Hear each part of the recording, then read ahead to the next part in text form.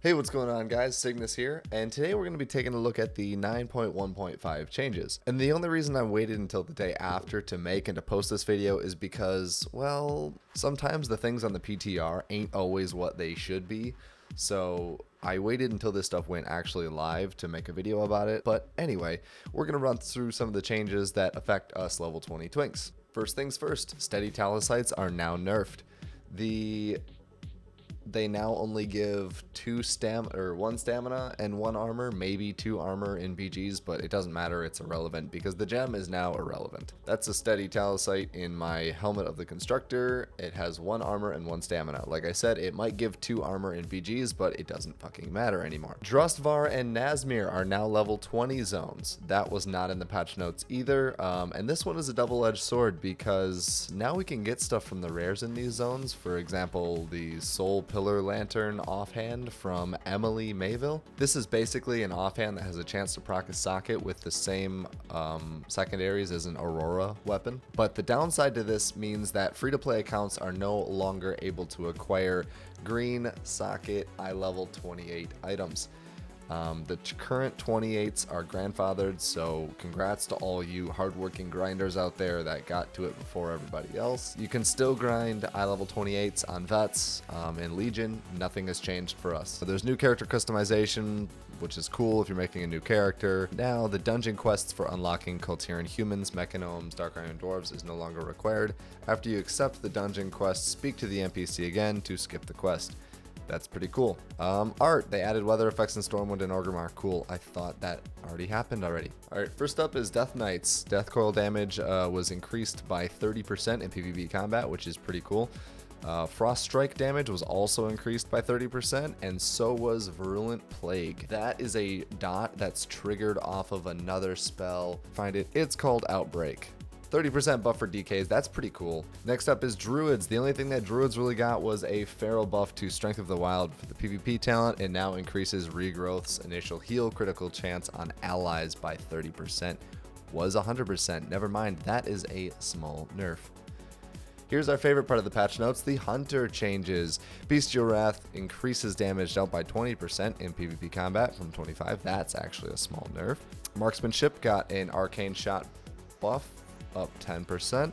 Aim Shot now also has a 5% buff, and Rapid Fire now has a 10% additional damage buff in PvP.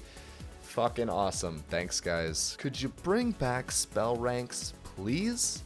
Please.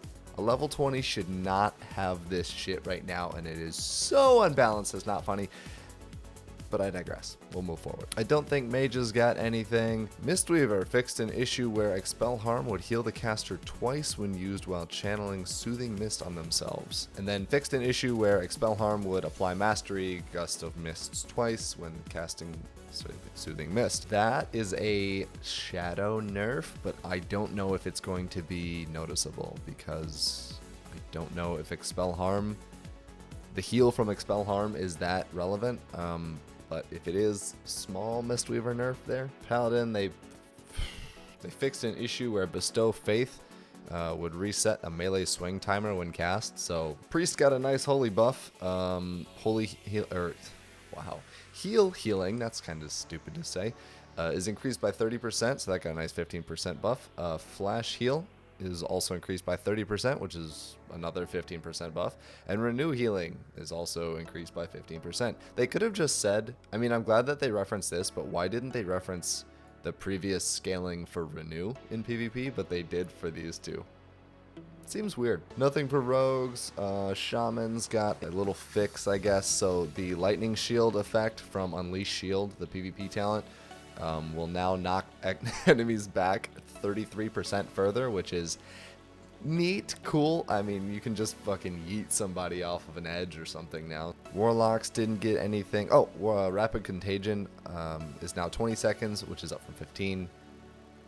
Small buff there. And this is kind of a big one for Fury Warriors. Auto attack damage has been increased by 43%. I saw on Icy Veins, they said it was only something like a 4% damage buff to single targets. I'm assuming they're referencing a 4% damage buff at max level, but in this bracket where auto attack damage is a lot of your, damage, it's going to be pretty significant. It's a significant buff. Not anything I don't think broken, but the fact that you're now able to generate more rage just increases the damage output more in general. So look out, single-minded fury is coming for you. All right, that seems to be it for the patch updates. I think there was like a mount that got added for one of the allied races as well. Light Forged Draenei Paladins now have a unique class mount, the Light Forged Ruin Strider. What's it look like? Do we please go HD? Hello? 2K? I have good internet. There we go. Yeah, that's pretty cool. I'm a fan. I don't have a Light Forged Draenei Paladin, but if I did, I'd be rocking this mount, that's for sure. Alright, that seems to be it for the 9.1.5 patch notes, at least that pertain to us. I'll have a link to the patch notes in the description below. Let me know what you guys think of the changes, you guys. I know obviously everybody's super thrilled about the hunter buffs that they got, but I think overall the change to Talosites is semi better for the bracket. It still sucks that, now we're gonna have it's kind of like a double buff to hunters if you think about it, because everyone's damage pool now is smaller. I think it's just gonna cause survivability issues across the bracket. Destro locks are still going to be able to two-shot people as well, so it's going to be interesting to see. I played some BGs last night. My Shaman felt good. My Destro lock felt really good. If you guys are also interested in stuff in other MMOs, I got into the creator program for this Lost Ark game that starts in closed beta tomorrow for the technical preview. So I'm probably just gonna post some live streams of it and to see what the gameplay is like. I did play this game when it was only on Korean servers by like a VPN and some really sketchy methods, but that was about 2 years ago now. So I'm really excited to see this game without running a translating service over top of the actual game. It was a nightmare. It was a nightmare, but the game itself, the gameplay and stuff was very fun and engaging. If you like ARPGs, kind of Diablo-esque, but set in an MMO type world, kind of like Albion Online, you're probably gonna like this game. The only thing I have bad to say about it so far is I'm worried about microtransactions. I believe Amazon Game Studios are publishing this in the US. I don't know if they're going to take the same model that the Korean version of this has, but usually that means a lot of pay to win.